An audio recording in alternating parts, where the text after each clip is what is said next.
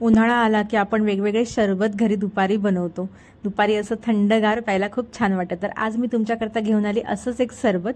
खूप हेल्दी आहे आणि दिवसभर शरीराला एनर्जी देणारे सरबत आहे हे। त्याचबरोबर एकदम साधी आणि सोपी रेसिपी, काही जास्त करावं लागत नाही रेसिपी करता। तर चला वेळ न वाया घालवता पटकन रेसिपीला सुरुवात करूया। तर आता सर्वात पहिले इथे मी 2 ते 3 ॲपल घेतलेले आहेत। ॲपल आपल्याला स्वच्छ धुवून त्यावरची साल काढून घ्यायचे। आपल्याला साल नकोय ज्यूसमध्ये, तर मी ते सर्व असे ॲपलचे साल काढून घेते।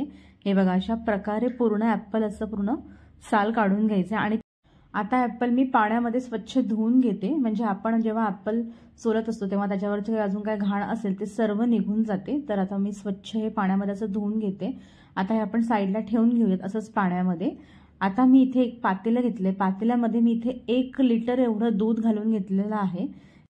शक्यतो दूध आहे ना मलाईदार असंच वापरा। तर इथे मी ना दूध घेतलेलं आहे 1 लिटर एवढं। आता त्यामध्ये घालून घेते अर्धा कप पेक्षा थोडी कमी साखर आणि पाव कप पेक्षा थोडीशी जास्त। आता ही सर्व साखर जी आहे ना ती आपल्याला अशी मस्त छान मेल्ट करून घ्यायची, पूर्ण विरघळून घ्यायची साखर यामध्ये। हे बघा, आता मी साखर पूर्णपणे इथे विरघळून घेतलेली आहे। आता ह्यामध्ये मी घालते थोडासा फूड कलर। हा मी दुधामध्ये 1 ड्रॉप टाकून असा फूड कलर मिक्स करून घेतला। तुम्हाला पाहिजे तुम्ही हे ते स्किप करू शकता, तुम्हाला जर फूड कलर नसेल घालायचा तर। पण थोडंसं मी ना इथे प्रेझेंटेशन करता फूड कलर घालून घेते। ते घालून सुद्धा आपल्याला दूध असं मस्त छान मिक्स करून घ्यायचे। त्यानंतर आता ॲपल आपल्याला छान असे मस्त ग्रेट करून घ्यायचे, म्हणजे जेणेकरून त्याच्या अशा मस्त बारीक बारीक अशा लांब लांब सळ्या पडतील। हे बघा, त्यानंतर यामध्ये मी घालते सब्जा। सब्जा उन्हाळ्यामध्ये शरीराला खूप थंड करतो, त्यामुळे सब्जा हे आवर्जून घाला।